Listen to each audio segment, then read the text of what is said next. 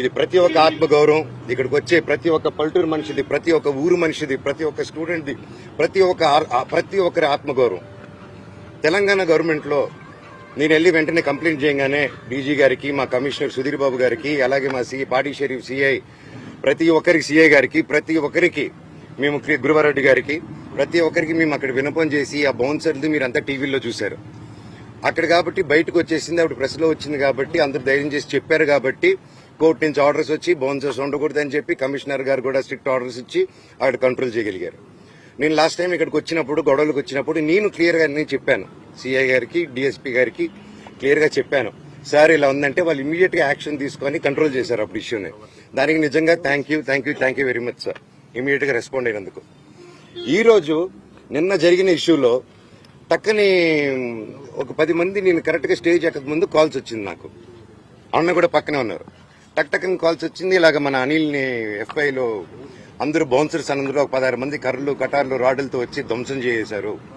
ఎందుకంటే కొద్ది రోజుల క్రితం ఈయన మన క్యాంపస్ లో ఉన్నప్పుడు వినయ్ గారు పలువురు చాలా మందితో అదే హెడ్స్ తో కూర్చొని అందరూ హాస్టలర్స్ కూర్చొని చెప్తూ ఉంటే నిలబడి, సార్ ఇక్కడ టెర్రరిస్టులు లేరు, పిల్లలే, ఇంత బౌన్సర్స్ ఎందుకు సార్, వాళ్ళు కొంతమంది బౌన్సర్స్ రాత్రి అయితే తాగేస్తున్నారు, ఇక్కడ గొడవలు చేస్తున్నారు, దయచేసి వాళ్ళతో ఇవి అవుతుంది, ప్రొఫెషనల్ సెక్యూరిటీ గార్డ్స్ ని పెట్టండి సార్, ప్రొఫెషనల్ ఆర్మీ వాళ్ళని పెట్టండి సార్, ఆల్రెడీ ఆర్మీ వాళ్ళు కొంతమంది ఉన్నారు, ఇంకా పూర్తిగా వాళ్ళని పెట్టి డిసిప్లైన్ గా ఈ అలవాట్లు నేను సెలెక్ట్ చేసి పెట్టాలి ఇంతమంది స్టూడెంట్స్ ఉన్నప్పుడు.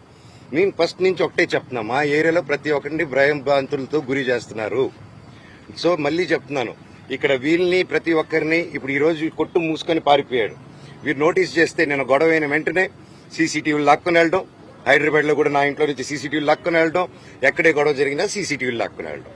సో ఇది ఆనవాయితీ అయిపోయింది. So as it is same repeat అవుతుంది ప్యాటర్న్.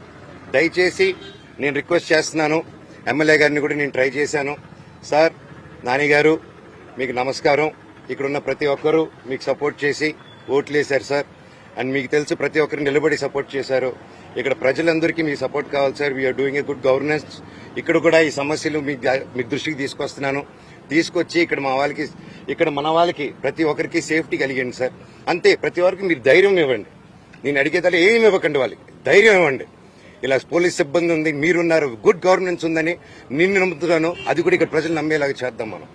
గత 5 years గా, గత కొద్ది సంవత్సరాలుగానే వీళ్ళని 3-4 years గా అసలు ఎలా ఉందంటే 3 years బ్యాక్ ఇలా లేదండి. ఎప్పుడు నాన్నగారు ఇది చూసుకున్నంత కాలం ఇది ఇలా లేదండి. ఆయన 10 మందికి హెల్ప్ చేయాలని స్టార్ట్ చేసిన క్యాంపస్ 3 years నుంచి ఏమైందో తెలియదు. ఎందుకు ఇలా ఎవరు మేనేజ్మెంట్కి వెళ్ళిందో ప్రతి ఒక్కరికి తెలుసు మీకు. సో దయచేసి please look in to it, ఈ బౌన్సర్స్ అంతా ఎండ్ చేయండి. ఇది వీళ్ళకి కూడా దెబ్బలు తగిలింది, ఇప్పుడు ఆయన ప్రాణభయాలతో ఆఫ్ చేసుకొని ఆయన ఎక్కడికో వెళ్ళిపోయాడు. ఆయనకు కూడా ఫోన్స్ వచ్చి బెదిరింపులు జరిగాయి. ఆయన కూడా కొట్టిన తర్వాత ఇదంతా అయిన తర్వాత క్యాంపస్ లోకి తీసుకెళ్లి వాళ్ళందరూ బెదిరించారంట. ఇక్కడ కొంతమంది కూడా దెబ్బలు తగిలింది. పిల్లలు కూడా భోంచేస్తున్న పిల్లలు వీళ్ళన్నీ జరిగేటప్పుడు పిల్లల ముందు ఇవన్నీ చేస్తే ఏరియాలో ఇంకెంత భయపడతారండి.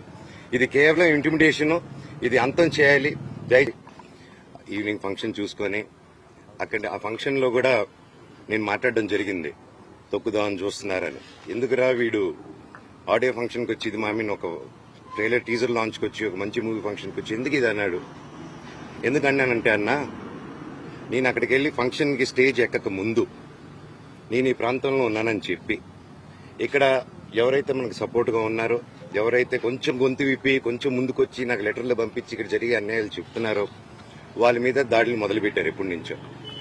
ఆ దాడులు బయటికి చెప్పుకోలేరన్న ఇక్కడ, ఎందుకంటే ఎన్నో కోట్లు పెట్టి వాళ్ళ పొలాలు కొనుక్కొని కొంతమంది ఇక్కడే వాళ్ళ పొలాల మీద బిల్డింగ్లు కట్టుకొని ఎన్నో కోట్లు ఖర్చు పెట్టి లోన్లు తీసుకొని బిల్డింగ్లు కట్టుకొని వచ్చే డబ్బు మీద, వచ్చే ఫీజుల మీద, వచ్చే హాస్టల్ రెంట్ల మీద బ్రతుకుతున్నారు. అలాగే వాళ్ళకు వచ్చేది అన్న దాంట్లో నుంచి హేమాద్రి నాయుడు వీళ్ళందరూ కలిసి కొట్టి బెదిరించి ప్రతి ఒక్కరి దగ్గర డబ్బు వసూలు చేస్తున్నారు, పర్ స్టూడెంట్కి ఇంత అని చెప్పి. ఈ కంప్లైంట్స్ నాకు వచ్చింది, ఇదేంటి ఇలా జరుగుతున్నాయంట, ఇవన్నీ మనుషుల్ని పంపిస్తున్నారు, ఇలా కొట్టిపిస్తున్నారు అని చెప్పి నేను క్వశ్చన్ రేజ్ చేసిన తర్వాత నా మీద ఇలా అబండాలు వేయడం, కుటుంబ సమస్యలని చెప్పడం, ఇదంతా ఒక మీడియా హెడ్ గా ఇంతకుముందు పనిచేసి ఇప్పుడు మీడియా బ్యాక్గ్రౌండే లేకుండా ఒక క్యాంపస్ కి, ఒక ఎడ్యుకేషన్ 17,000 మంది స్టూడెంట్స్ కి హెడ్ గా ఉండి క్యాంపస్ నడిపిస్తూ ఇక్కడ ప్రతి ఒక్కరిని బెదిరించుకుంటూ ఒక క్వశ్చన్ అడిగితే ఒక మీడియా స్టైల్ వీడి మీద ఒక స్టోరీ క్రియేట్ చేయడం, అలాగా వీడి మీద ఒక స్టోరీ క్రియేట్ చేసి వీడు తాగేసి వచ్చి ఆస్తుల కోసం అడుగుతున్నాడు, కొట్లాడుతున్నాడు అని చెప్పి, సరే వీడంటే ఇంక్లూడ్ చేస్తే వీడు వినడు, వీడి వైఫ్ ని ఇంక్లూడ్ చేద్దాం, వీళ్ళ పిల్లల్ని ఇంక్లూడ్ చేద్దాం, సరిపోతే వాళ్ళ అమ్మని కూడా ఇంక్లూడ్ చేద్దాం అనుకుంటూ లేడీస్ మీద టార్గెట్ చేయడం మొదలుపెట్టారు. ఇక్కడ వాళ్ళందరికీ ఏమైపోయింది, అయ్యో హైదరాబాద్ లో మనోజ్ని ఇంత ఇబ్బంది పెడుతున్నారు, మనోడిని అతన్నే అంత ఇబ్బంది పెడుతుంటే మనల్ని అసలు లెక్క చేస్తారా ఇక్కడ అనేసి ఒక స్ట్రాటజీలో వెళ్తున్నారు వీళ్ళు. అన్న నా సైడ్ నిజం ఉంది, వాళ్ళ సైడ్ నిజం లేదు, వాళ్ళని ఒక్క ప్రూఫ్ ఇమ్మనండి, నా దగ్గర అన్ని ప్రూఫ్లు ఉన్నాయి. సో ఇది ఆన్ గోయింగ్ ఇష్యూ. ఇది మళ్లీ చెప్తున్నాను, ఇది ఆస్తి గొడవలు కాదు, ఇది ఆత్మగౌరవంకి పోరాడే ఒక సమస్య.